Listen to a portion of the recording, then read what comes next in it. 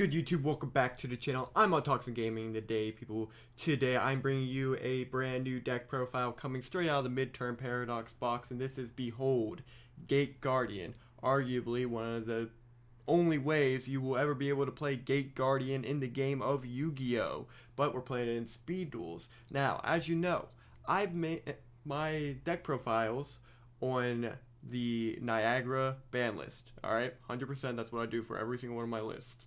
But if you do not like the Niagara ban list, or if your tournament for whatever reason does not play the Niagara ban list, go ahead and check out Speed Duel Bro's channel, because he just released a deck profile on the same deck for the regular ban list, or no ban list I mean, and yeah, it's a really cool deck. I really like his thought process. I like him as a YouTube creator when it comes to Speed Duel content. Big shout out here to him.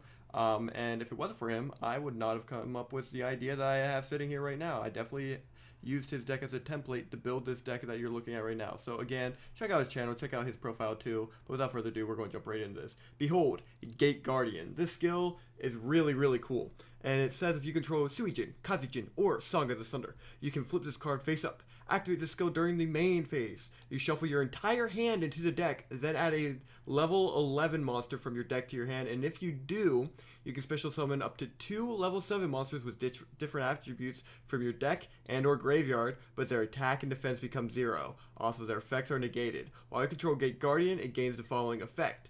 Once, while this card is face up on the field, when this card is targeted for an attack, you can change the attacking monster's attack to 0 until the end of the damage step. So it gains the Sanga, Suijin, and Kazijin effect, which is kind of cool. The big thing is you're bringing out your big boss monster. And a lot of people I've been seeing kind of like pooping on this skill, or this part of the skill. It's not bad. Wall of Disruption's in the format, right? And it's going to, if it doesn't get floodgate, it's going to get hit by a wall, and it's just going to decrease more and more as the walls keep interrupting it, right? So this kind of just makes it to where if it does shrink down low enough, it will be able to protect him in some sort of way. And so I don't think that's bad at all with Wall running around at 3 in the format. So getting into the deck list, as you can see, we are playing 1 Gate Guardian. This isn't something that I don't want to be playing more copies of. I feel like there's a lot of bricks in this deck. So yeah, I don't want to be playing every piece at 2. So Gate Guardian is going to be at 1, but Sanga, Suijin, and Kazijin are all going to be at 2. They all share the same effect of during the damage calculation and your opponent's turn. If this card is being attacked, you can target the attacking monster. Make the target's attack 0 during the damage calculation only, and this is a quick effect. This effect can only be used once while this card is face up on the field. Pretty cool.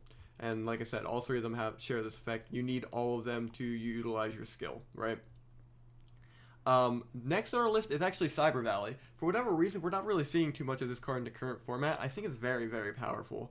And like, there is definitely an argument to be made on why we should be playing this card. The big reason why is because we're moving towards like a slow, snail-paced deck, and Cyber Valley kind of just does what we need for the deck, right?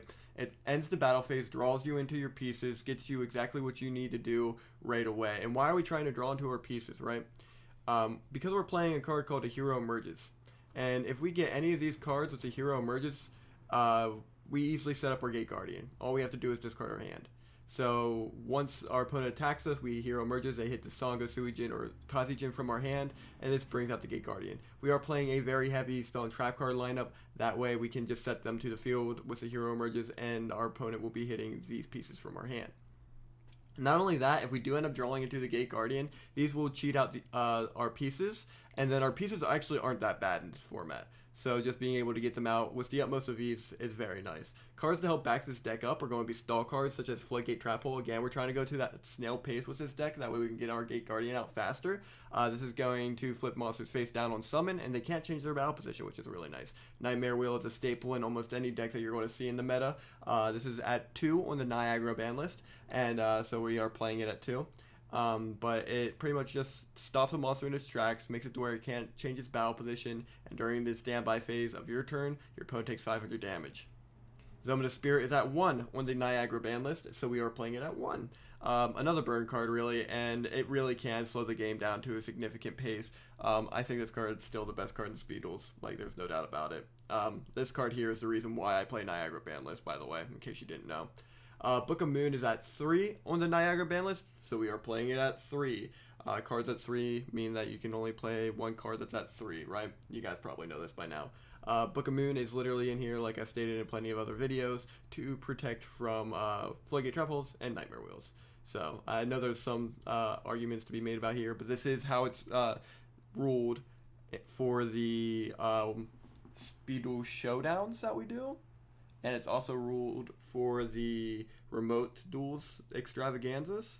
And it's also pinned in the rule section on Speed Duel League. So yeah, if you ever have any questions about that ruling, check out any of those 3 things I just told you to check out. But yeah, behold, Gate Guardian. We finally got the Gate Guardian list out. Again, big shout out to Speed Duel Bro, because I did not have an idea for this deck until I saw his list. And yeah, check out his channel and also subscribe to him. And if you're not already, subscribe to me. I hope you all have a great day. I'll see you guys next time. Bye-bye.